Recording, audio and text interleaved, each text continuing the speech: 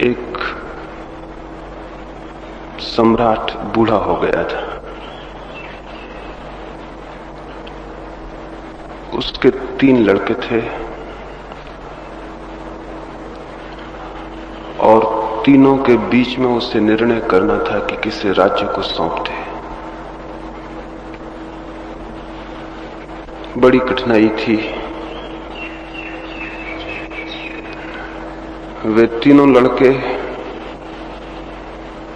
सभी भांति एक दूसरे से ज्यादा योग्य थे। तय करना कठिन था किसकी क्षमता, किसकी योग्यता ज्यादा है। तो सम्राट ने अपने बूढ़े नौकर को पूछा, जो कि गांव का एक किसान था। उससे पूछा, मैं कैसे इस बात की पहचान करूं, कैसे इस बात को जानूं कि कौन सा युवक राज्य को संभाल सकेगा और विकसित कर सकेगा। उस किसान ने कहा, सरल और छोटी सी तरकीब है। और उसने कोई तरकीब सम्राट को बतलाई। एक दिन सुबह सम्राट ने अपने तीनों लड़कों को बुलाया और उन्हें एक एक बोरा गेहूं का भेंट किया और कहा, इसे संभाल के रखना, मैं तीर्थ यात्रा पर जाता हूं। शायद वर्ष लगे, 2 वर्ष लगे। जब मैं लौटूं तो तुम उत्तरदायी होगे इस अनाज के जो मैंने तुम्हें दिया। इसे सुरक्षित वापस लौटाना जरूरी है। ये दायित्व सौंप के वो सम्राट तीर्थ यात्रा पर चला गया। बड़े लड़के ने सोचा, गेहूं को संभाल के रखना जरूरी है। उसने तिजोरी में गेहूं बंद कर दिए और भारी ताले उसके ऊपर लटका दिए ताकि एक भी दाना खो न जाए। और पिता जब लौटे तो उसे पूरे दाने वापस किए जा सके। उससे छोटे भाई ने सोचा, दाने तिजोरी में बंद करके रख दूंगा, पता नहीं पिता कब तक आए, दाने सड़ जाएं और राख हो जाएं तो मैं क्या लौटाऊंगा। तो उसने उन दानों को एक खेत में फेंकवा दिया ताकि उनसे फसल पैदा हो और जब पिता आए तो ताजे दाने उसे वापस दिए जा सके। लेकिन उसने खेत में इस भांति फेंकवा दिया जैसा कोई किसान कभी खेत में दानों को नहीं फेंकता है। न तो उसने ये बात देखी कि उस खेत के कंकड़ पत्थर अलग किए गए हैं, न उसने ये देखा कि उस खेत की घास पात दूर की गई है। उसने इस बात की कोई फिक्र न की। वो कोई किसान न था, वो एक राजकुमार था। उसे इस बात का कोई पता भी न था कि गेहूं कैसे पैदा होते हैं, बीज कैसे पौधे बनते हैं। उसने तो गेहूं फेंकवा दिए जैसे कोई अंधकार में फेंकते। और जहां फेंकवा दिए न तो उस जमीन की जांच की गई कि वो जमीन कैसी थी, वहां अनाज पैदा होगा या नहीं होगा, वहां जो घास पात है पैदा हुए अनाज को वो समाप्त कर जाएगा, इसका भी कोई ख्याल नहीं रखा गया। और वो निश्चिंत हो गया। और वो निश्चिंत हो गया कि पिता जब आएंगे तब नए दाने वापस किए जा सकेंगे। तीसरे छोटे भाई ने सोचा, दानों को घर में बंद करके रखना तो ना समझी होगी, नष्ट हो जाने के सिवाय और क्या परिणाम होगा। जैसा बड़े भाई ने किया है वैसा करने को वो राजी न हुआ। दानों को बो देना जरूरी था, लेकिन अंधेरे में और अपरिचित जमीन पर और बिना तैयार की गई जमीन पर फेंक देना भी ना समझी थी। शायद जैसा दूसरे भाई ने किया था, उससे भी दाने नष्ट हो जाएंगे। तो उसने एक खेत तैयार करवाया, उसकी भूमि तैयार करवाई, उसकी मिट्टी बदलवाई, उसके कंकड़ पत्थर दूर किए, उस पर घास पात उगता था उसे फेंकवाया, उसमें पुराने पौधों की जड़ें थी उनको दूर किया, और जब भूमि तैयार हो गई तो उसने वो अनाज उसमें बो दिया। कोई 3 वर्ष बाद पिता वापस लौटा। बड़े लड़के ने तिजोरी खोल के बता दी, वहां राख का ढेर था और कुछ भी नहीं। पिता ने कहा, मैंने तुम्हें जीवित दाने दिए थे जिनमें बड़ी संभावना थी, जो विकसित हो सकते थे और हजारों गुना हो सकते थे 3 वर्षों में, लेकिन तुमने उन सारे दानों को मिट्टी कर दिया। जो जीवित थे वो मृत हो गए, जो संभावना थी वो समाप्त हो गई, जो विकास हो सकता था वो नहीं हुआ। राज्य देकर तुम्हें मैं क्या करूंगा, उस राज्य की भी यही दशा हो जाएगी। दूसरे युवक से पूछा, कहां हैं दाने? वो उस पथरीली जमीन पर ले गया जहां उसने दाने फेंकवा दिए थे। वहां न तो कोई पौधे पैदा हुए थे, न कोई फसल आई थी, और न ही इन 3 वर्षों में वो कभी देखने गया था कि वहां क्या है। वहां तो घास पात खड़ा हुआ था, वहां तो जंगल था। उसके पिता ने पूछा, कहां है दाने? उसने कहा, मैंने तो बो दिए थे, उसके बाद मुझे कोई भी पता नहीं। पिता ने पूछा, कैसी जमीन पर बोए थे? उसने कहा कि ये भी मुझे कुछ पता नहीं, इसी जमीन पर फेंकवा दिए थे। सोचा था जब जमीन पर बिना बोए इतने पौधे पैदा होते रहते हैं, इतने वृक्ष, इतना घास पात भगवान पैदा करता है, तो क्या मेरे दानों पर थोड़ी सी कृपा नहीं करेगा? इतनी बड़ी जमीन है, इतना सब पैदा होता है, तो मेरे दानों पर भगवान कृपा नहीं करेगा? लेकिन भगवान ने कोई कृपा नहीं की। वे दाने सड़ गए होंगे, दब गए होंगे, उनमें अंकुर भी नहीं आए होंगे, और हो सकता है अंकुर भी आए हों तो उनकी जड़ें न पहुंच सकी होंगी जमीन तक, पत्थरों ने रोक ली होंगी। हो सकता है उनकी जड़ें भी पहुंच गई हों, तो वे घास पात में कहां खो गए होंगे, किसको क्या पता था। न उनकी पहले से भूमि तैयार की गई थी और न पीछे उनकी कोई रक्षा की गई थी। उसके पिता ने कहा, राज्य तुझे भी देने में मैं असमर्थ हूं, क्योंकि जो बीज बोने के पहले ये भी नहीं देखता कि भूमि तैयार है या नहीं, वो राज्य के साथ क्या करेगा ये भी मैं विचार कर सकता हूं। उसने अपने तीसरे लड़के को पूछा कि क्या हुआ? लड़का उसे खेत पर ले गया। जितने दाने पिता दे गया था, 3 वर्षों में हजारों गुना फसल हो गई थी। खेत बड़ा से बड़ा होता गया था। हर वर्ष जितना पैदा हुआ था उसको उसने फिर बीज के रूप में प्रयोग किया था। पिता देख के हैरान हो गया। एक लहलहाता खेत खड़ा हुआ था जिसमें जिंदगी थी, हवाएं जिसकी सुगंध को दूर तक ले जा रही थी, सूरज की रोशनी जिसके ऊपर चमक रही थी और प्रसन्न हो रही थी। उसके खेत को देख के पिता का हृदय भी उतना ही हरा उठा, और उसने कहा, राज्य को तू ही संभाल सकेगा, क्योंकि जो छोटे छोटे बीजों को भी नहीं संभाल सकते, वो इतनी बड़ी विराट संभावनाओं को संभालने के मालिक नहीं हो सकते। वो राज्य उस छोटे लड़के को दे दिया गया। ये कहानी मैं क्यों कहता हूं? ये इसलिए मैं कहता हूं कि परमात्मा भी हम सबके पास बीज रूप में बड़ी संभावनाएं देता है। वो परमात्मा भी हमें एक बड़ा राज्य देने के लिए उत्सुक है। उसकी भी बड़ी गहरी आकांक्षा है कि हमारे जीवन में हरियाली हो, जीवन हो, किरणें हो, खुशी हो, आनंद हो, और हम सबको वो बराबर संपत्ति दे देता है कि तुम इसे बढ़ाओ और विकसित करो। लेकिन हम भी 3 लड़कों की भांति सिद्ध होते हैं। हम में से कुछ लोग तो संपत्ति को तिजोरियों में बंद कर देते और मरते वक्त तक वो राख होकर समाप्त हो जाती। हम में से कुछ उसे बोते हैं, लेकिन खेत की भूमि की कोई फिक्र नहीं करते। तब वो बोई तो जाती है, लेकिन कोई परिणाम नहीं आता। बहुत थोड़े से लोग हैं हमारे बीच,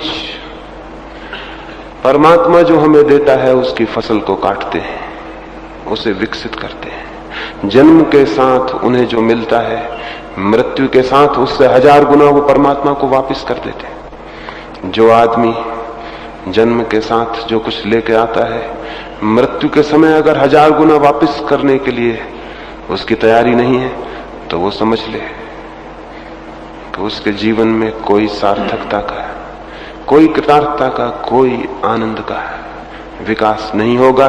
और वो समझ ले उसने एक बड़े दायित्व से, एक बड़ी रिस्पॉन्सिबिलिटी से पीठ मोड़ ली, और इसके परिणाम में उसे दुख झेलना होगा, पीड़ा और चिंता झेलनी होगी। हम सबको भी जीवन विकास करने को उपलब्ध होता है, लेकिन हम उसके साथ क्या करते हैं? तो आज की सुबह, जैसा कल रात मैंने कहा, मन को बनाना है एक दर्पण,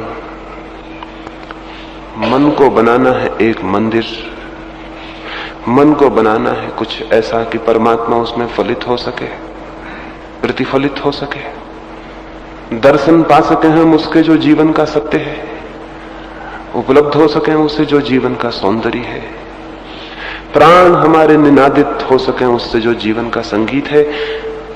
उसके लिए पहली बात, जैसे किसान खेत की भूमि तैयार करता है, वैसे ही हमें अपने मन को भी तैयार करना होगा।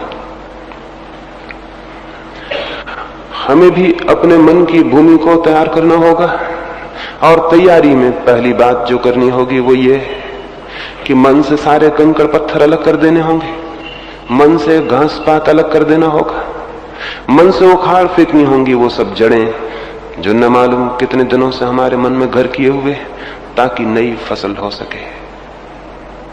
इसलिए पहला काम साधक के समक्ष मन की सफाई का है। निश्चित ही ये काम नेगेटिव है, नकारात्मक है, कुछ उखाड़ फेंकना है, कुछ हटा देना है, कुछ जला देना है, कुछ मिटा देना है। निश्चित ही पहला काम नकारात्मक है, निषेधात्मक है। कोई मकान बनाता है, पुराने मकान को गिरा देना पड़ता है। तो जो आदमी भी एक नए मन को जन्म देने के लिए उत्सुक हुआ हो, उसे हिम्मत करनी होगी कि वो पुराने मन को मिटाने में, नष्ट करने में समर्थ हो सके, साहसी हो सके। जो आदमी पुराने मन को ही लेकर इस ख्याल में हो कि मैं परमात्मा तक पहुंच जाऊंगा, वो गलती में है। नया मन चाहिए, ताजा, जीवंत, जिससे सारी व्यर्थ की चीजें अलग कर दी गई हो, तब मन की भूमि तैयार होती और उसमें फिर बीज बोए जा सकते हैं। छोटे छोटे किसान भी इस बात को भली भांति जानते हैं, लेकिन बड़े से बड़े मनुष्य भी इस बात को नहीं जानते हैं। मन में कौन सी चीजों की जड़ें हैं जो परमात्मा के बीजों को अंकुरित नहीं होने देती और जिनको हटा देना जरूरी है। और हटाना इसलिए बहुत कठिन है मालूम होगा, क्योंकि जो चीजें बाधा है परमात्मा के आने में, हमने उन्हीं को सहयोगी समझ रखा है। जो द्वार नहीं है, दीवार है, उसी को हमने द्वार समझ रखा है।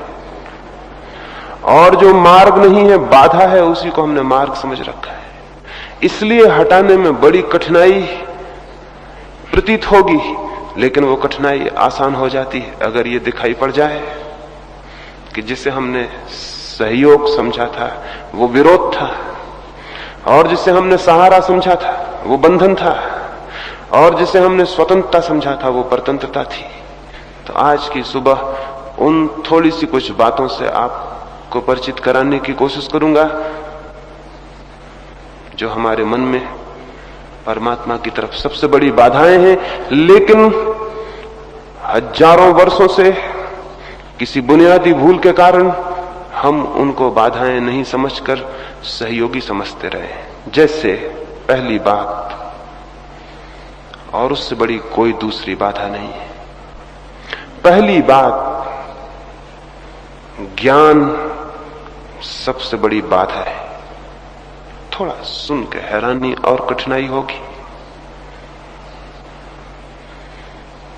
जिसे हम ज्ञान जानते हैं वो परमात्मा की दिशा में सबसे बड़ी बात है, क्योंकि जिस मनुष्य को यह ख्याल पैदा हो जाता है कि मैं जानता हूं, उसके जानने के द्वार बंद हो जाते हैं, उसकी आगे की खोज बंद हो जाती है, वो ठहर जाता है, रुक जाता है। उसके मन की यात्रा समाप्त हो जाती है। इसलिए पंडित कभी भी सत्य को नहीं जान पाते, नहीं जान सकेंगे।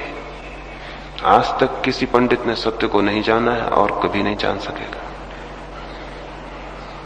ये ख्याल पैदा हो जाना कि मैं जानता हूं, इससे बड़ा और कोई अहंकार नहीं है, इससे बड़ी और कोई ईगो, इससे बड़ी और कोई अस्मिता, इससे बड़ा और कोई दंभ नहीं है।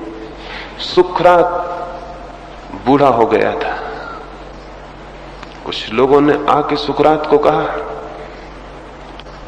एथेंस के लोग कहते हैं सुकरात महाज्ञानी है, परम ज्ञानी है, क्या ये सच है? सुकरात से लोगों ने पूछा।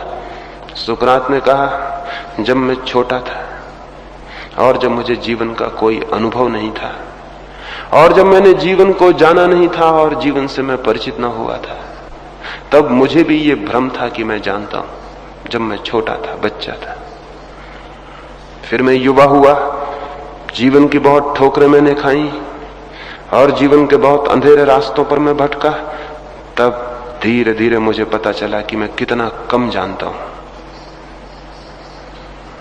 लेकिन तब भी मुझे ये ख्याल बना रहा कि थोड़ा बहुत मैं जानता हूं। फिर मैं बूढ़ा हुआ और अनुभव की वर्षा मेरे ऊपर हुई और नए नए अनजान अपरिचित तथ्य मेरी आंखों में उभरे और धीरे धीरे मेरे ज्ञान का भवन गिरता गया।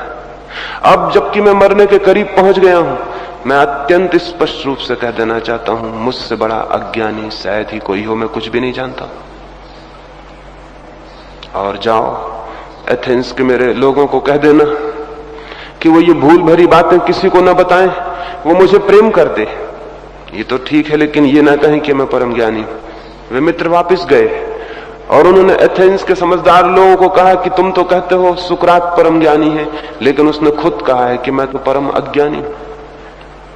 और उसने कहा है कि जाओ और उनसे कह देना ऐसी झूठ बात वो ना कहें।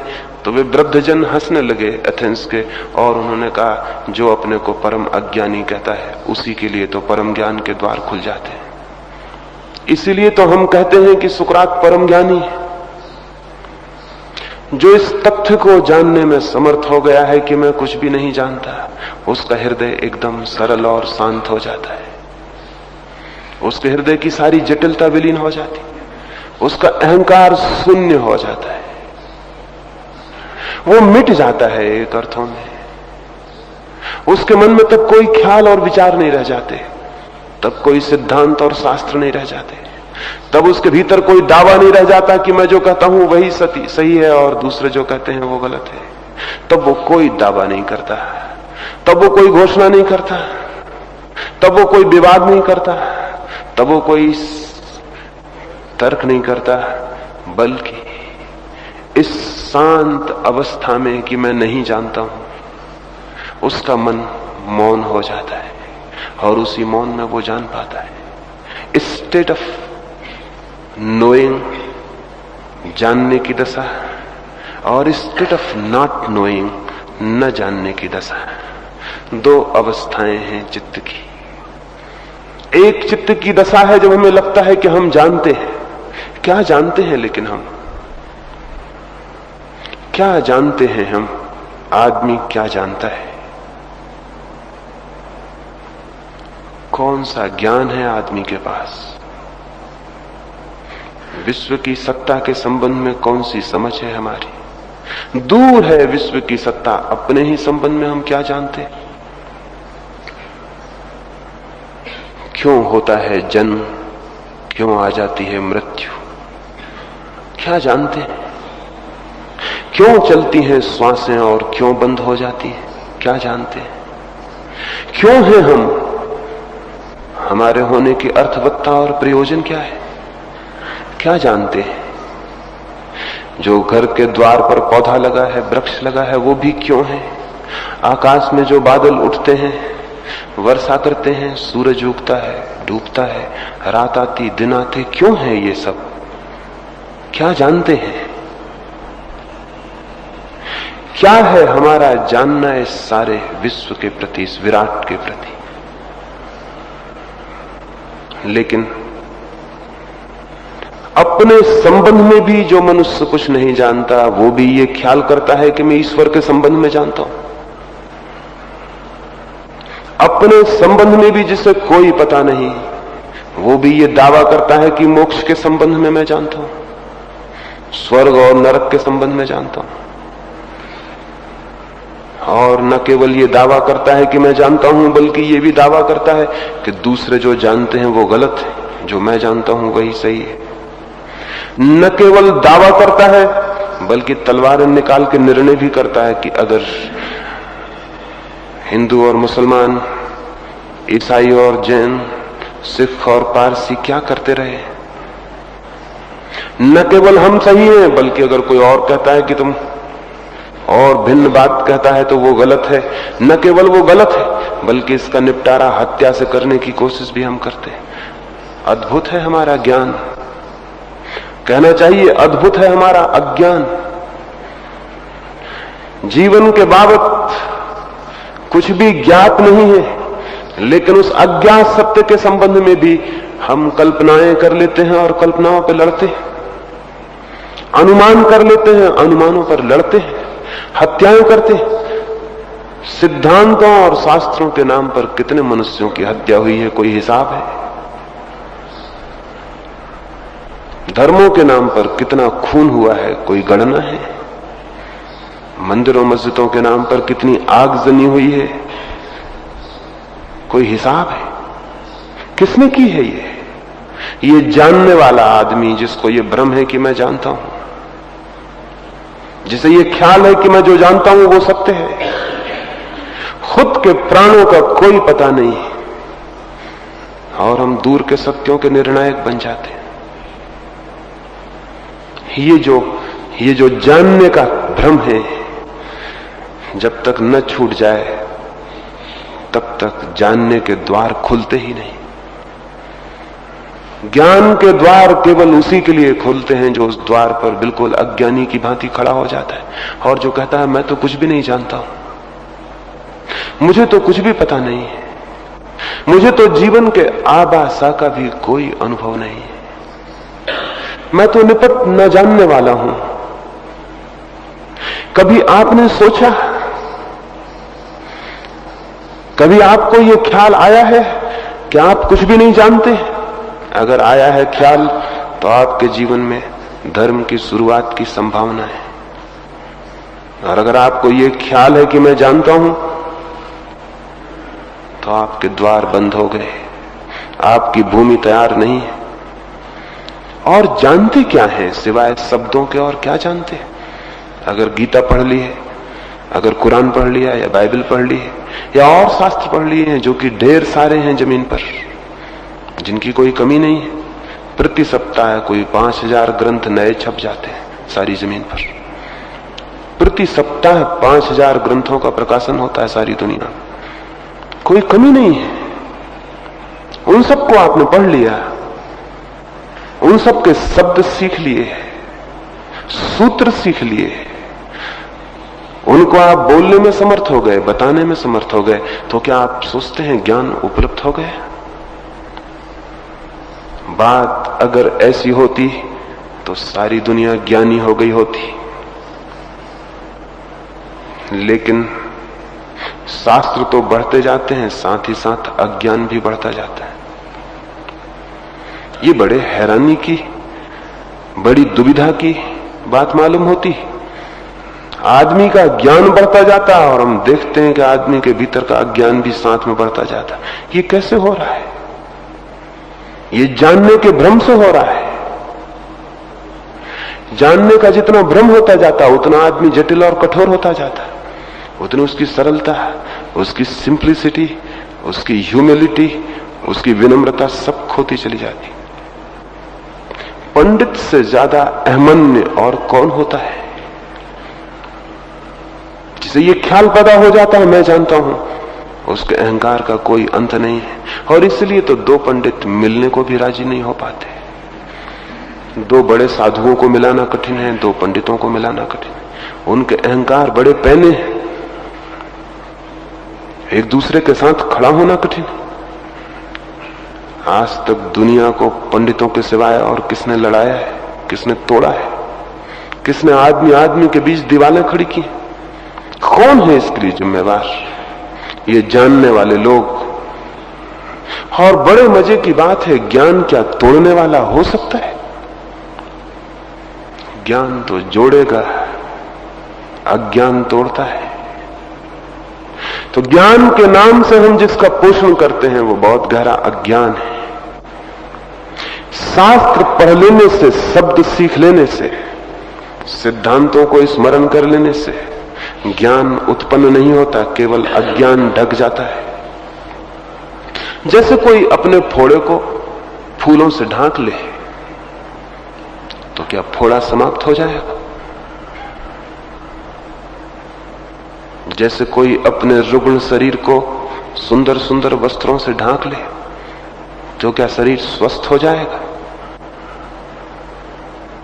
नहीं, बल्कि उसके स्वस्थ होने की संभावनाएं थी वे भी समाप्त हो जाएंगी, क्योंकि न केवल दूसरों को धोखा पैदा होगा कि वह आदमी स्वस्थ है, दूसरों का धोखा देख के उसे खुद भी धोखा पैदा होगा कि मैं स्वस्थ हूं।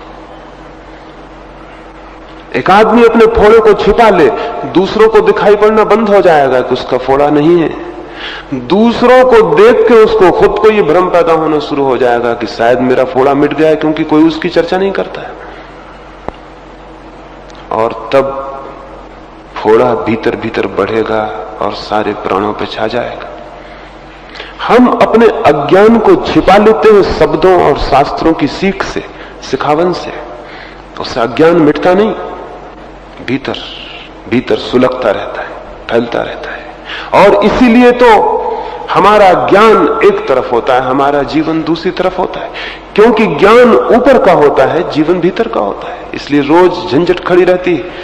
रोज हम कहते हैं कि मैं जानता तो हूं कि ठीक क्या है, लेकिन जब करने का सवाल उठता है तो वो कर लेता हूं जो गलत है। अगर कोई आदमी जानता है कि ठीक क्या है, तो क्या यह संभव है कि वो गलत कर सके? नहीं, ये असंभव है। जो ठीक को जानता है वो गलत को नहीं कर सकता। लेकिन हम ठीक को जानते हैं और गलत को करते हैं। ये किस बात की सूचना और खबर है? ये इस बात की सूचना है कि हमारा जानना धोखे का है, झूठा है, शब्दों का है, सत्य का नहीं है। शब्दों को जान लेना बहुत आसान है। किताब पढ़नी कोई कठिन बात है? किताब को याद कर लेना कोई कठिन बात है? स्मृति को भर लेना कोई कठिन बात है? छोटे छोटे बच्चे सारी दुनिया में क्या कर रहे हैं? स्कूलों में क्या हो रहा है? बातें सिखाई जा रही। एक बच्चा गणित की बातें याद कर लेता है, एक बच्चा भूगोल याद कर लेता है, एक दूसरा बच्चा गीता याद कर लेता है। इन तीनों में कोई फर्क है? लेकिन भूगोल को जानने वाले को हम पैर नहीं छूते और न उसे ज्ञानी कहते हैं। हम जानते हैं कि ये थोड़ी सी इंफॉर्मेशन इसने सीख ली भूगोल की, इसने इतिहास थोड़ा सा पढ़ लिया तो ठीक है। लेकिन वही बच्चा गीता याद कर ले तो ज्ञानी हो जाता है। और गीता याद करने में और इतिहास याद करने में कोई फर्क है? कोई भेद है? कोई अंतर है? कोई भी अंतर नहीं है। जो स्मृति इतिहास याद करती है वही स्मृति गीता याद कर लेती। लेकिन इतिहास वाले को हम ज्ञानी नहीं कहते, तो गीता जानने वाले को ज्ञानी कैसे कहने लगे?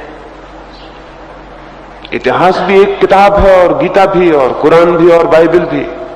किताबें पढ़ लेने से ज्ञान उत्पन्न नहीं होता, केवल स्मृति परिपक्व होती है। स्मृति में कुछ बातें बैठ जाती हैं। स्मृति बिल्कुल यांत्रिक है, मैकेनिकल है, उसमें कुछ भी डाल दो। अभी ये टेप रिकॉर्ड कर रहे हैं, मैं बोल रहा हूं तो टेप कर रहे हैं।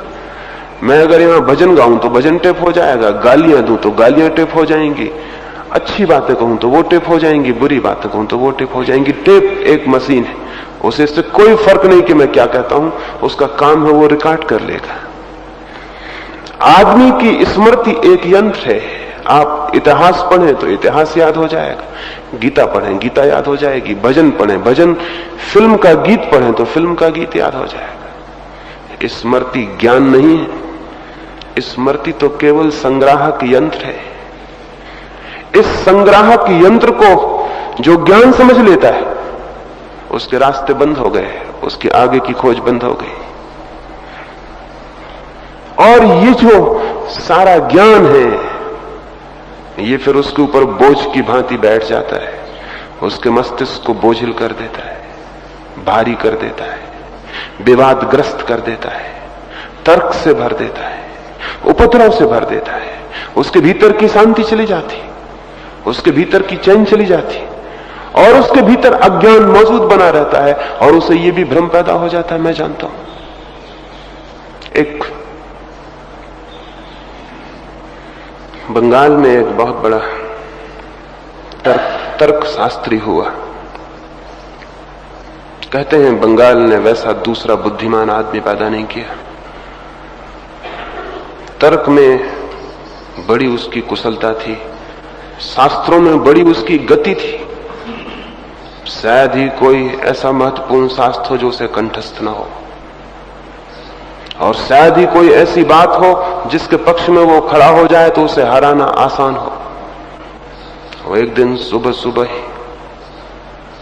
गांव के तेली की दुकान पर तेल खरीदने गया था। तेल खरीदा, तेली के पीछे ही कोल्हू चल रहा था, उसका बैल चल रहा था, तेल को पेर रहा था। कोई उसे चला नहीं रहा था, बैल अपने आप चल रहा था। तो उस तर्क शास्त्री पंडित ने पूछा उस तेली को, बड़े आश्चर्य की बात है, ये बैल अपने आप चल रहा है, कोई इसे चलाता नहीं।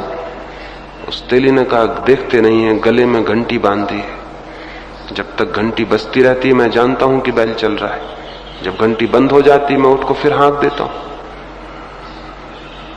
तर्क शास्त्री पंडित बोला, बड़े हैरानी की बात है, बैल बड़ा ना समझ, खड़े होकर सिर को क्यों नहीं हिलाता कि घंटी बजती रहे।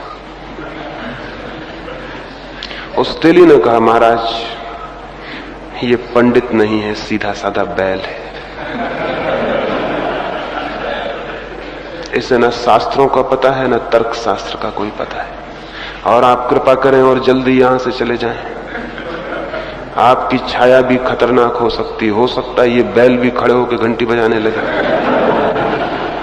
तो मैं बड़ी मुश्किल में पड़ जाऊंगा। मनुष्य के जीवन की सारी सरलता उसके पांडित्य और ज्ञान ने छीन ली। इसलिए तो सारी दुनिया में आदमी खड़े होकर घंटी बजा रहा है, कोई काम नहीं करना चाहता। खड़े होकर उसको पता हो गया, खड़े हो जाओ, घंटी बजाते रहो, घंटी बजती रहेगी, समझा जाएगा काम हो रहा है। जीवन की सब दिशाओं में हमारे ज्ञान ने हमें बड़ी हैरानी में डाल दिया, और ये ज्ञान बिल्कुल ज्ञान नहीं है, और ये ज्ञान बिल्कुल ही यांत्रिक शिक्षण है। इस यांत्रिक शिक्षण को ज्ञान समझ लेना और इसको मान्यता देनी, इससे बड़ी और कोई बाधा नहीं। कुछ भी हम जानते नहीं, और जो भी हमारी अटकलबाजियां हैं और हमारी पूरी फिलोसॉफी अटकलबाजियों के सिवाय और कुछ भी नहीं है। जमीन का हमें पता नहीं है, आकाश के हमने हिसाब लगा लिए। भगवान के कितने चेहरे हैं ये भी हमने पता लगा लिया। भगवान कहां है, कैसे रहते हैं, इसका भी हमने सब हिसाब लगा लिया। हमने भगवान की मूर्तियां और फोटो भी बना ली, और सारी दुनिया पर हर आदमी स्वतंत्र है खोज कर लेने को, बना लेने को, कल्पना कर लेने को। सारी दुनिया में न मालूम कितनी कल्पनाएं खड़ी हो गई। उन्हीं कल्पनाओं को हम धर्म समझ रहे हैं, उन्हीं अटकलबाजियों को, अंधेरे में टटोली गई बातों को, और फिर उनको सीख लेते हैं और उनको पकड़ लेते हैं और उनको पकड़ के जड़ हो जाते हैं। सोच विचार भी खो जाता है, चेतना का जागरण भी खो जाता है। एक बात इसलिए सबसे पहली जान लेनी जरूरी है, बड़ी उल्टी मालूम पड़ेगी, जिसे सचमुच ज्ञान की दुनिया में प्रवेश करना हो उसे इस तथाकथित ज्ञान को, ये जो सो कॉल्ड नॉलेज है, जो किताबों और शब्दों से मिलती है, इसे छोड़ देने की हिम्मत करनी होगी। ये पत्थर है, इसे निकाल फेंकना होगा। ये घास पात है जिसे खेत से अलग कर देना होगा। ये क्यों है ज्ञान झूठा? ये झूठा इसलिए है क्योंकि ये उधार है, बारोड है। जो मेरा ज्ञान नहीं है वो ज्ञान नहीं हो सकता। किसी और ने जाना हो उसके लिए ज्ञान होगा, लेकिन उसके शब्द मेरे लिए ज्ञान नहीं हो सकते। वो मेरे लिए केवल स्मृति होंगे। उसके लिए होगी नॉलेज, मेरे लिए होगी मेमोरी। उसके लिए होगा ज्ञान, मेरे लिए होंगे शब्द, स्मृति। और मैं ब्रह्म पर जाऊंगा। महावीर ने जाना होगा, बुद्ध ने जाना होगा, कृष्ण ने जाना होगा, क्राइस्ट ने जाना होगा, लेकिन उनके शब्द मेरे लिए ज्ञान नहीं बन सकते। आप जानते होंगे, लेकिन आपके शब्द मेरे लिए ज्ञान नहीं बन सकते। ज्ञान वैसा ही है जैसी मृत्यु है। आप मर जाएं, मुझे मरने का कोई अनुभव नहीं होता। मैं मर जाऊं, आपको मरने का कोई अनुभव नहीं होता। मृत्यु जैसे वैयक्तिक है, एकदम इंडिविजुअल है। एक आदमी मरता है, वो ही जानता है क्या होता है। वैसा ही ज्ञान भी वैयक्तिक है। एक आदमी जानता है, वही जानता है कि क्या है। और जब दूसरे से कहता है तो दूसरे के पास पहुंचते हैं शब्द थोथे और खाली, जैसे खाली कारतूस जिसके पीछे कोई गोली नहीं है। ऐसे खाली शब्द पहुंच जाते हैं दूसरों के पास, और दूसरे उनको इकट्ठा कर लेते हैं और इकट्ठा करने में रस लेने लगते हैं। और जितने खाली शब्द उनके पास बहुत हो जाते हैं, उतना उनको लगने लगता है मैं जानता हूं। शब्द बिल्कुल खाली है। मैंने सुना है एक महाकवि समुद्र के किनारे था। सुबह जब वो समुद्र के किनारे पहुंचा, सूरज को उगते उसने देखा। बड़ी सुखद और शांत सुबह थी, और समुद्र की लहरें थी, और उन लहरों पर तैरती आती हुई हवा थी, बड़ी शीतल, बड़ी आनंददायी, बड़ी आह्लाद से भरने वाली। उसके मन में हुआ, उसकी प्रेसी दूर, हजारों मील दूर एक अस्पताल में बीमार पड़ी थी। उसके मन में हुआ, ये सुंदर सुखद हवाएं थोड़ी सी एक डब्बे में बंद करके मैं अपनी प्रेसी के पास पहुंचा दूं। उसने एक बड़ी खूबसूरत संदूक बनवाई, उसमें समुद्र की हवाओं को बंद किया और ताला लगाया, और एक पत्र लिखा और पेटी को भिजवाया हवाई जहाज से अपनी पत्नी, अपनी प्रेसी के पास। और पत्र में लिखा कि मैंने जानी इतनी सुंदर हवाएं कि मेरा मन हुआ कि तुम्हें भी भागीदार बनाऊं, और तुम हो दूर और तुम हो बीमार, तुम्हें तो समुद्र तक लाना संभव नहीं है, इसलिए मैं समुद्र की हवाएं ही तुम्हारे पास पहुंचा देता हूं। उसकी प्रेसी ने बड़ी खुशी से, बड़ी आतुरता से वो पेटी खोली, लेकिन क्या पाया? वहां तो कुछ भी न था। वो तो पेटी खाली थी। समुद्र की हवाएं बंद करके नहीं भेजी जा सकती। ये तो हो सकता है कि हम समुद्र के पास चले जाएं, उसकी ताजी हवाओं को जाने। ये नहीं हो सकता है उसकी ताजी हवाओं को पेटियों में बंद करके हमारे पास लाया जा सके। ये तो हो सकता है कि परमात्मा के किनारे हम पहुंच जाएं और उसको जान लें। ये नहीं हो सकता कि जो परमात्मा को जाने वो शब्दों में बंद करके खबरें हमारे पास भेज दे और हम उन शब्दों को पकड़ लें और जान लें। ये नहीं हो सकता। ऐसा उधार ज्ञान पाने का कोई रास्ता नहीं। परमात्मा निजी अनुभव है, एकदम निजी अनुभव है, एकदम वैयक्तिक। कोई लेन देन नहीं हो सकता, कोई किसी को दे नहीं सकता उस अनुभव को। लेकिन शब्द हम दे सकते हैं, और शब्दों को देने से यह भ्रम पैदा हो जाता है। जिसके पास शब्द हो जाते हैं उसे लगता है कि मैंने जाना। शब्द एक इल्यूजन पैदा कर देते हैं, एक भ्रम पैदा कर देते हैं। शब्दों से ज्यादा मायावी और कुछ भी नहीं है। शब्दों से बड़ा जादू और कुछ भी नहीं है। शब्द हम सीख लेते हैं और सोचते हैं कि बस हो गई बात, हो गई बात, बात खत्म हो गई। शब्दों पे बात खत्म नहीं होती, और जो आदमी शब्दों पे रुक रहता है उसकी जिंदगी जरूर व्यर्थ हो जाती। शब्दों पर कोई बात खत्म नहीं होती, और जहां तक जीवन की असलियत का संबंध है, वहां हम सब भली भांति इतने होशियार हैं कि वहां हम शब्दों से राजी नहीं होते, लेकिन जहां सत्य, अनुभूतियों और परमात्मा का संबंध, वहां हम शब्दों से राजी हो जाते हैं। बड़ी हैरानी की बात है। अगर कोई आपसे धन की बातें करे तो आप कहेंगे हो चुकी बातचीत, धन कहां है। अगर कोई आपसे महलों की बातचीत करे तो आप कहेंगे हो चुकी बातचीत, लेकिन महल कहां है। बातचीत से क्या होगा। जहां तक पदार्थ, जहां तक संसार का संबंध है, हम सब बहुत होशियार हैं और हम शब्दों से धोखे में नहीं आते। लेकिन जहां तक परमात्मा का संबंध, हम बड़े अजीब लोग हैं। हम एकदम शब्दों के धोखे में आ जाते हैं और हम कहीं नहीं पूछते कि ठीक है ये तो शब्द हो गया, ये गीता तो ठीक, कुरान तो ठीक, लेकिन परमात्मा कहां है। एक सम्राट के द्वार पर एक कवि आया और उस कवि ने उस सम्राट की प्रशंसा में बहुत गीत कहे। बड़े मधुर थे वे गीत और बड़े मीठे थे शब्द और बड़ी स्तुति थी उनमें। सम्राट हुआ बहुत प्रसन्न और उसने सारे गीत सुनकर कहा अपने वजीर को, कल 10,000 स्वर्ण मुद्राएं भेंट कर देना इस कवि को। अद्भुत है ये कवि। और कवि से कहा बहुत हुआ आनंद, बहुत हुआ आनंद, कल आना और 10,000 स्वर्ण मुद्राएं भेंट कर दूंगा। कवि तो आसमान में उठ गया, तो नाचता हुआ घर लौटा। 10 स्वर्ण मुद्राएं मिल जाती तो भी खुश होता। 10,000 स्वर्ण मुद्राएं। रात सो नहीं सका, रात भर सपने उठते रहे, रात भर बुनता रहा, हिसाब करता रहा, क्या करूंगा क्या नहीं करूंगा। 10,000 स्वर्ण मुद्राओं की तो कल्पना भी न थी। मुंह अंधेरे ही, सूरज भी नहीं निकलता था, वो राजा के द्वार पर पहुंच गया। द्वार खुले तो वह बाहर खड़ा हुआ था। राजा ने उससे पूछा कैसे आए।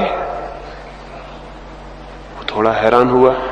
उसने कहा आप भूल गए क्या, कल आपने कहा था 10,000 स्वर्ण मुद्राएं देंगे। राजा हंसने लगा। उसने कहा बातों बातों में तुमने मुझे प्रसन्न किया था, बातों बातों में मैंने भी तुम्हें प्रसन्न किया, इसमें लेने देने का कहां संबंध है।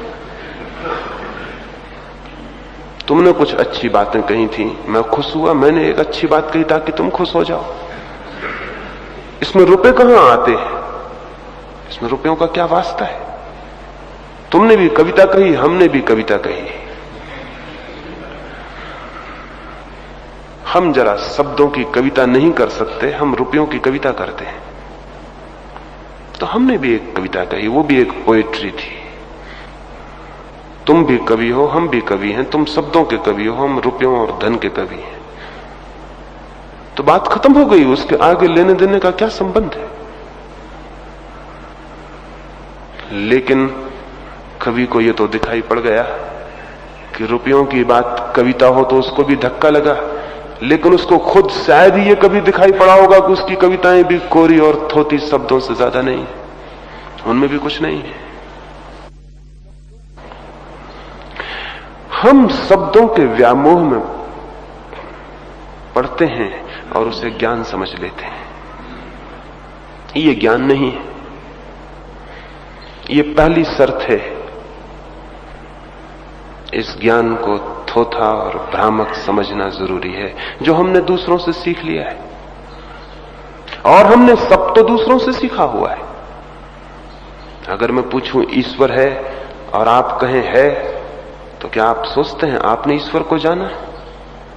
सुना है, सीखा है, लोग कहते हैं है, आप भी कहते हैं है।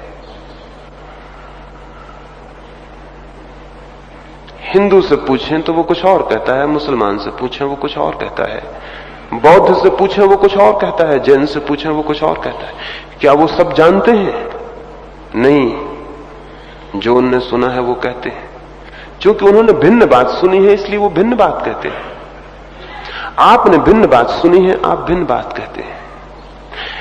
रूस में चले जाएं, वहां के लड़कों से पूछें ईश्वर है, वो कहते हैं नहीं है। क्या वो जानते हैं कि ईश्वर नहीं है? नहीं, उनकी हुकूमत उनको यही समझा रही है कि नहीं है, वो यही सुनते हैं, यही कहते हैं। रूस के बच्चे कहते हैं ईश्वर नहीं है। हिंदुस्तान के बच्चे कहते हैं ईश्वर है। हिंदू का बच्चा कहता है पुनर्जन्म है, ईसाई का बच्चा कहता है पुनर्जन्म नहीं है। ये ज्ञान है या कि शिक्षा है? सिखाई गई बातें हैं। जो बातें बचपन से दोहराई जा रही हैं वो हम सीख लेते हैं, उन्हीं के आधार पर हम अपने ज्ञान को खड़ा करते चले जाते हैं। ये सारा ज्ञान का भवन झूठा है, इसके आधार झूठे हैं। जो चीज सिखाई जाती है वो झूठी होती, जो बात जानी जाती है वो और होती है। जानना और सीखने में फर्क है। विज्ञान सिखाया जा सकता है, धर्म सिखाया नहीं जा सकता। इसलिए विज्ञान के कॉलेज हो सकते हैं, यूनिवर्सिटी हो सकती, धर्म का कोई कॉलेज कोई यूनिवर्सिटी नहीं हो सकती। विज्ञान सिखाया जा सकता है क्योंकि विज्ञान बाहर के जगत से संबंधित है। जो बाहर के जगत से संबंधित है वो सिखाया जा सकता है, वो हमसे बाहर है। हम सब उसे देख सकते हैं, हम सब उस पर निरीक्षण कर सकते हैं, हम सब उस पर प्रयोग कर सकते हैं। हम सबके लिए वो कॉमन ऑब्जेक्ट है, हम सबके लिए सबके बीच सामूहिक पदार्थ है। लेकिन धर्म सिखाया नहीं जा सकता क्योंकि वो आंतरिक है और सबके समक्ष सामने खड़ा नहीं किया जा सकता। सामूहिक रूप से प्रयोग नहीं हो सकता, सामूहिक परीक्षण नहीं हो सकता, सामूहिक निरीक्षण ऑब्जर्वेशन नहीं हो सकता। धर्म है नितांत गूढ़ और आंतरिक। उसे कोई स्वयं तो जान सकता है लेकिन कोई दूसरा इशारा नहीं कर सकता कि यह है। परमात्मा की तरफ अंगुली नहीं उठाई जा सकती, पदार्थ की तरफ अंगुली उठाई जा सकती। परमात्मा को पकड़ के मौजूद नहीं किया जा सकता, पदार्थ को पकड़ के मौजूद किया जा सकता है। इसलिए परमात्मा को सिखाया नहीं जा सकता, जाना जा सकता है। और बड़ा मजा यह है कि जो लोग परमात्मा को सीख लेते हैं वो जानने से वंचित रह जाते हैं, क्योंकि सिखावन होगी उधार दूसरों की, और उसको ही अगर उन्होंने पकड़ लिया तो वो उसको ही सत्य मान के रुक जाएंगे। और तब उस ज्ञान तक कैसे पहुंचेंगे जो उनके भीतर है और कभी बाहर से नहीं आता है। इसलिए आज की सुबह पहली जो बुनियादी बात आपसे मैं कहना चाहता हूं वो ये, आपने सुना होगा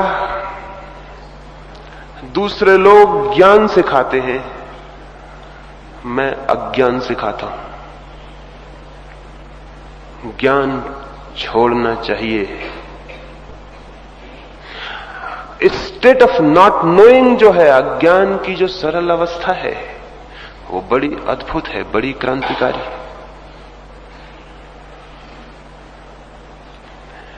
एक अनाथालय में मैं गया था, वहां के बच्चों को वो धर्म की शिक्षा देते हैं।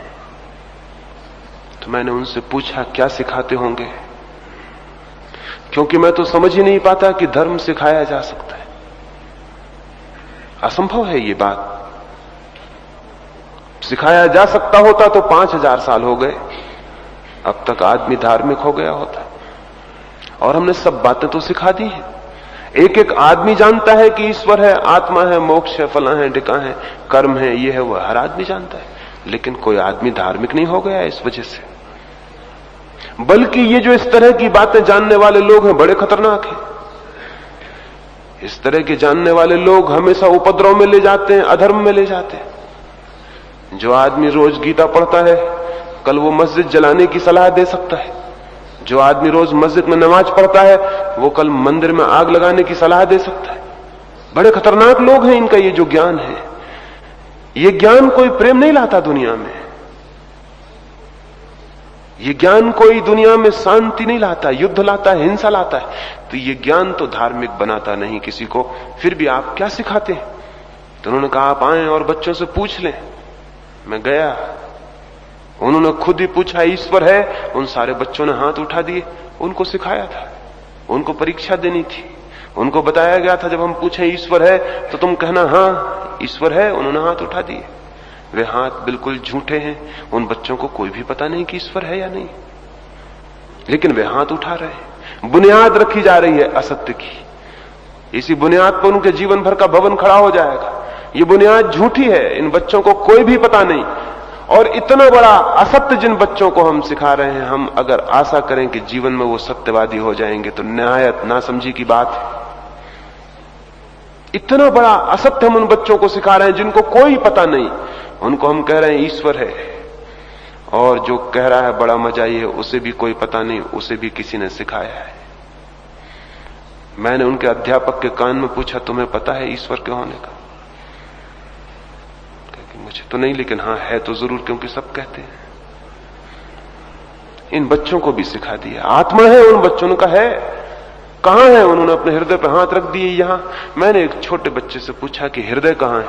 उसने कहा ये तो हमें बताया नहीं गया। जो बताया गया वो हम बता सकते, जो नहीं बताया गया वो हम कैसे बता सकते? हृदय कहां है ये उसे पता नहीं, लेकिन आत्मा कहां है तो वो कहता है यहां है। ये हाथ कितना झूठा है, लेकिन ये सीख लिया जाएगा। और जिंदगी भर जब भी प्रश्न उठेगा और जिज्ञासा पैदा होगी और इंक्वायरी पैदा होगी कि आत्मा कहां है, ये झूठा हाथ मशीन की तरह यहां चला जाएगा और कहेगा यहां। ये गेस्चर बिल्कुल झूठा है, ये हाथ का उठना बिल्कुल झूठा है। हम सबके हाथ भी उठेंगे। अगर मैं आपसे पूछूं आत्मा कहां है तो आप कहेंगे यहां। ये हाथ भी वही हाथ है जो बच्चे का उठा के लगा दिया गया था। बूढ़े हो जाने से कोई फर्क नहीं पड़ता है, बचपन में सीखी गई आदतें काम करती रहती हैं। आपसे पूछे आत्मा कहां है, कहेंगे यहां। आपने जाना है यहां क्या है? कोई पता नहीं उसका कि यहां क्या है, लेकिन हाथ उठता है और चला जाता है। ये जो सारी तरकीबें हैं, ये शिक्षाएं नहीं हैं, बल्कि इस एहसास के कारण कि मुझे पता है आत्मा यहां है। कभी आप आत्मा को खोजते भी नहीं, क्योंकि जिससे ये ख्याल पैदा हो गया कि मुझे मालूम है, वो खोजेगा क्यों? हमारी खोज बंद हो गई है सारी दुनिया में धर्म की। इस कारण से नहीं कि नास्तिक बढ़ गए हैं, इस कारण से नहीं कि विज्ञान बढ़ गया है, इस कारण से नहीं कि लोग बुरे हो गए हैं, कलयुग आ गया है। सब निहायत बेवकूफी की बातें हैं, बल्कि इस कारण कि धार्मिक लोगों ने शिक्षा दे दे के हमारे मन इतने ज्ञान से भर दिए कि हमारी खोज बंद हो गई, हमारी इंक्वायरी बंद हो गई। इसका जिम्मा नास्तिकों पे नहीं है, न भौतिकवादियों पर है, इसका जिम्मा धार्मिक शिक्षकों पर है, रिलीजियस टीचर्स पर है, जो सिखाए जा रहे हैं कि ये है, ये है, ये है, और जो ये भी सिखाते हैं कि संदेह मत करना नहीं तो भटक जाओगे, विश्वास कर लेना हम जो कहते हैं उस पर। ये जो सिखा रहे हैं लोग, ये जो ज्ञान देने वाले लोग हैं, ये है शत्रु मनुष्य जाति के। इन्होंने हमारे हृदय को, हमारे मस्तिष्क को ऐसे थोथे शब्दों से भर दिया है जिनकी कोई प्रतीति हमें नहीं है, और तब हम एकदम उधार आदमी हो गए हैं, बारूद, जिनके अपनी कोई आत्मा नहीं है। जिनके पास होगी कैसे? जिसके पास अपना कोई ज्ञान नहीं है, उसके पास अपनी कोई आत्मा, अपना कोई बल होता है। जिसका सब ज्ञान दूसरों से आता हो, वो भीतर एकदम सत्वहीन हो जाता है, इंपोटेंट हो जाता है। उसके भीतर कोई बल नहीं रह जाता, वो कुछ भी नहीं जानता है। उसकी सारी दीवारें ज्ञान की खींची जा सकती हैं और उसको पता चलेगा कि तो मैं नहीं जानता हूं। धोखा अपने को दिया जा सकता है ऐसे ज्ञान से, लेकिन ऐसे ज्ञान से न कभी कोई मुक्त होता है, न कभी कोई सत्य को जानता है। तो मैंने कहा, इन बच्चों के साथ बड़ा दुर्व्यवहार, बड़ा अनाचार कर रहे हो। आज तक अधिक मां बाप और शिक्षकों ने यह किया है। बच्चों के धार्मिक होने की सारी संभावनाएं बंद कर दी हैं। इसके पहले कि उनकी जिज्ञासा पैदा हो, हम उनके शब्द पकड़ा देते हैं, वो शब्द से तृप्त हो जाते हैं। वो तृप्ति झूठी है, और उस तृप्ति की वजह से फिर उनकी खोज बंद हो जाती है, उनकी प्यास समाप्त हो जाती है। क्या करें? शब्दों को हटा दें अपने मन से। आपके भीतर एक लपटती हुई प्यास पैदा होगी जानने की। ज्ञान को हटा दें और आपका अज्ञान आपके प्राणों के भीतर एक प्यास बन जाएगा कि मैं जानूं, क्या है मैं जानूं। ज्ञान का भ्रम टूट जाए तो ज्ञान की यात्रा शुरू होती है, और जो ज्ञान के खूंटों से बंधे रहते हैं उनकी कभी यात्रा शुरू नहीं होती। तो पहला निषेधात्मक काम है ज्ञान से छुटकारा। ये बड़ा कठिन है, क्योंकि अज्ञान से कोई कहे छूट जाओ तो हमको खुशी होती, क्योंकि अज्ञान से छूटने में हमारे अहंकार की तृप्ति होगी। और मैं कहता हूं ज्ञान से छूट जाओ तो बड़ी घबराहट होती, क्योंकि ज्ञान तो हमारा अहंकार है। अहंकार से छूटने में बड़ी बेचैनी होती कि अगर मैंने ज्ञान छोड़ दिया मैं हो गया अज्ञानी। कल 4 लोग कहते थे, पंडित जी आप जानते हैं, और मैं खुद ही कहूं मैं कुछ नहीं जानता तो बड़ी मुश्किल हो जाएगी। कल 4 लोग पैर छूते थे, कहते थे तपस्वी हैं, ज्ञानी हैं, वही कहेंगे करिए तो खुद ही नहीं जानते। सारी कठिनाई वहां अहंकार की है। तो ज्ञान छोड़ने वाले को साहसी होना पड़ेगा इस दंभ को छोड़ने का, और एक क्षण में यह हो सकता है, इसके लिए कोई पहाड़ नहीं खोदने पड़ेंगे। ये बोध आ जाए कि सच में जो जानता हूं उसमें मेरा कितना है जो मैंने जाना है, इसकी थोड़ी सी परख और सारा भवन गिर जाएगा, जैसे ताश के पत्तों का भवन हवा के एक झोंके में गिर जाए। उससे ज्यादा श्रम नहीं पड़ेगा, क्योंकि भवन के नीचे कोई बुनियाद नहीं है, कोई आधार नहीं है, अधर में लटका हुआ भवन है। तरकीब है मन को कंडीशन करने की, जो हजारों साल से धर्मगुरु राजनीतिक उपयोग कर रहे हैं और आदमी को गुलाम बनाए हुए हैं। पावलव हुआ रूस में एक वैज्ञानिक, उसने जिंदगी भर कुत्तों के ऊपर कुछ प्रयोग किए। एक कुत्ते को वो रोज रोटी देता है, रोटी सामने आती तो कुत्ते के मुंह से लार टपकने लगती। स्वाभाविक है, रोटी सामने हो, कुत्ता भूखा हो, लार टपकेगी। लेकिन वो साथ ही साथ जब रोटी खिलाता तो साथ में एक घंटी भी बजाता जाता। 15 दिन बाद रोटी तो नहीं दी उसने, सिर्फ घंटी बजाई, कुत्ते के मुंह से लार टपकने लगी। अब घंटी बजने से और कुत्ते के मुंह से लार टपकने का कोई प्राकृतिक संबंध नहीं है। रोटी के साथ तो प्राकृतिक संबंध है, लेकिन घंटी के साथ क्या संबंध है? लेकिन 15 दिन में संबंध स्थापित हो गया, एक फॉल्स रिलेशन, एक झूठा संबंध पैदा हो गया। रोटी दी जाती थी, साथ में घंटी बजती थी, दोनों के बीच संयोग हो गया कुत्ते के मन में। रोटी और घंटी साथ साथ ख्याल में आ गए। अब रोटी मिलती थी तो घंटी बजती थी, तो घंटी बजेगी तो रोटी मिलेगी, ऐसा मन में संबंध हो गया। 15 दिन बाद घंटी बजती है, कुत्ते के मुंह से लार टपकने लगी, घंटी के साथ रोटी का ख्याल संयुक्त हो गया। इसको पावलव ने कहा ये बड़ी क्रांतिकारी खोज थी, इसके इंप्लीकेशंस, इसके अंतर्गर्भित अर्थ बहुत गहरे हैं। एक छोटे से बच्चे को ले जाते हैं आप एक मंदिर में और कहते हैं ये भगवान है। बच्चे को कोई भगवान वहां दिखाई नहीं पड़ता। अगर बच्चे को दिखाई पड़ता होता तो आपको बताने की कोई जरूरत ना पड़ती। आप हाथ जोड़ते हैं और बच्चे से कहते हैं हाथ जोड़ो। अगर बच्चे को भगवान दिखाई पड़ रहे होते तो वो खुद ही हाथ जोड़ लेता। आपको, बच्चे को तो दिख रहा है कि पत्थर की एक मूर्ति रखी, बच्चे को तो सच्चाई दिख रही होगी, आपको भला भगवान दिख रहे हो। बच्चा आपकी तरह भी बेईमान नहीं हो गया है, बच्चा आपकी तरह चालाक भी नहीं है, बच्चा भी कंडीशनड भी नहीं है, अभी उसके दिमाग को कुछ पता नहीं, सीधा साफ। उसको तो दिखाई रहा होगा कि एक पत्थर की मूर्ति रखी, और अगर आप बाधा नहीं दो तो हो सकता है पत्थर की मूर्ति उठा के घर ले आए, खेल खिलौना बना ले। बच्चे को कोई कठिनाई नहीं होगी, सीधी सीधी बात है। लेकिन आप कहते हैं कि भगवान है। पिता को बच्चा मानता है बड़ा आदरणीय। वो जो कहते हैं जरूर ठीक कहते होंगे, जो जानते हैं जरूर ठीक जानते होंगे, क्योंकि उनकी बात पर शक करने का मतलब पिट जाना, परेशान होना है। तो ठीक ही ताकतवर है, वो ठीक ही कहते होंगे। फिर जब उनको हाथ जोड़ते देखता है और गांव के लोगों को हाथ जोड़ते देखता है, वो भी हाथ जोड़ के खड़ा हो जाता है। यह हाथ जोड़ना उसके चित्त में बिल्कुल झूठी घटना है। इसका उसके प्राणों से कोई संबंध नहीं, इसका उसके अनुभव से कोई नाता नहीं। फिर रोज रोज ये क्रिया चलती है। 25 वर्ष का वही जवान उस मंदिर के सामने से निकलता है तो उसके हाथ उठ जाते हैं। ये वही घटना है जो कुत्ते के मुंह से लार टपक गई घंटी बजते देख के। इसमें कोई फर्क नहीं है, इसमें कोई भेद नहीं है, ये कंडीशनिंग है। ये चित्त को बांधने की तरकीबें हैं और कुछ भी नहीं। इसमें न भगवान के प्रति हाथ उठ रहे हैं, न कोई भगवान से संबंध है। इस बात का कोई नाता नहीं है इससे भगवान का, इसका धर्म से कोई संबंध नहीं है। ये तो सिर्फ 25 वर्ष की शिक्षा संयोग। अब वो भयभीत हो गया। मेरे एक मित्र हैं, मुझसे बात करते थे, उनकी बात समझ में आ गई तो जिस मंदिर के सामने से निकल के वो रोज नमस्कार करते थे, उनकी बात समझ में आ गई होगी तो वो एक दिन बिना नमस्कार किए निकल गए।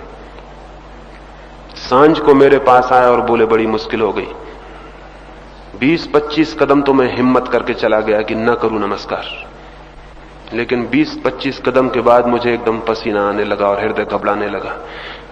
क्या 30 वर्षों से निरंतर नमस्कार करता था, कहीं भगवान नाराज ना हो जाए। और मैं भी कहां के चक्कर में पड़ गया, किस बात में पड़ गया। और फिर मैंने कहा कौन देखता और आपको पता भी क्या चलेगा कि मैंने किया कि नहीं। मैं वापस लौटा, मैंने धीरे से नमस्कार किया और फिर दफ्तर चला गया निश्चिंत शांत होके। मैंने उनसे कहा मैंने कभी कहा नहीं कि तुम छोड़ देना नमस्कार करना, मैंने तो ये कहा कि तुम समझ लेना कि नमस्कार करना है क्या, और अगर ये ख्याल में आ जाएगा तो तुम्हें पता भी नहीं चलेगा ये कब छूट गया है। ये इस भांति हमारा जो चित्त है उसको हम समझ रहे हैं ये ज्ञान और धर्म को जान लिए वाला चित्त है, इसमें कुछ भी नहीं जाना हुआ है। इसी भांति हमने शब्द सीख लिए, शास्त्र सीख लिए, मंदिर सीख लिए, प्रार्थनाएं पूजाएं सीख ली, सारी झूठी। इनका हमारे प्राणों के अंतस से कोई संबंध नहीं, इसका हमारी आत्मा से कोई संबंध नहीं, और इसीलिए तो हम झूठे आदमी की तरह जमीन पर खड़े हुए। तो पहली बात, शब्द से, शास्त्र से, ज्ञान से, जो सिखाया गया है उससे, उसके प्रति ये बोध जग जाना चाहिए वो ज्ञान नहीं है, वो सत्य नहीं है, वो केवल शिक्षा है उधार बासी दूसरों की, उसमें मेरा अपना कुछ भी नहीं है। और अगर ये स्मरण आ जाए कि उसमें मेरा अपना कुछ भी नहीं है तो दीवारें गिर जाएंगी, वो भवन गिर जाएगा, और तब नए भवन को खड़े करने की जगह खाली हो जाएगी। मैं नहीं जानता हूं, ये जानना पहला सूत्र है। मैं नहीं जानता हूं सत्य को, स्वयं को, सर्व को, कुछ भी नहीं जानता हूं। टोटल इग्नोरेंस है, पूरा अज्ञान है, कुछ भी नहीं जानता हूं। ये बोध पहली सीढ़ी है, फिर इसके बाद कुछ हो सकता है। इस बोध के ऊपर, क्योंकि सत्य है ये बोध, निश्चित तथ्य है ये हमारी वास्तविक दशा है, तो ये आधार बन सकता है। फिर इसके ऊपर कुछ भवन खड़ा किया जा सकता है। फिर हम पूछ सकते हैं कि मैं कैसे जानूं, फिर हम पूछ सकते हैं कि मैं क्या करूं कि जानना हो सके। अभी तो नहीं जानता हूं। वेजनर एक बहुत बड़ा संगीतज्ञ हुआ जी, उसके पास एक युवक संगीतज्ञ आया और वेजनर से बोला, प्रभावित हुआ हूं तुम्हारी कला से मैं, और तुम्हारे निकट रह के संगीत सीखना चाहता हूं। वेजनर ने कहा, मित्र पहले तो कहीं और संगीत नहीं सीखा है? उसने कहा, मैंने सीखा है, 5 वर्षों से अभ्यास करता हूं, इसलिए आपको कठिनाई भी कम होगी मुझे सिखाने में। वेजनर ने कहा, तुम गलती में हो, कठिनाई ज्यादा हो गई। तुमने जो सीखा है पहले उसे भुलाना पड़ेगा, इसलिए फीस दुगनी होगी। जो लोग बिल्कुल अनसीखे आते हैं उनसे जितनी फीस लेता हूं उससे दुगनी तुमसे लूंगा, क्योंकि पहली तो मुसीबत यह हो गई कि तुमने जो सीखा है वो भुलाना होगा, वो अनलर्न करना होगा, उसे साफ करना होगा। क्योंकि इधर हम जो संगीत सिखाते हैं, सिखाने वाली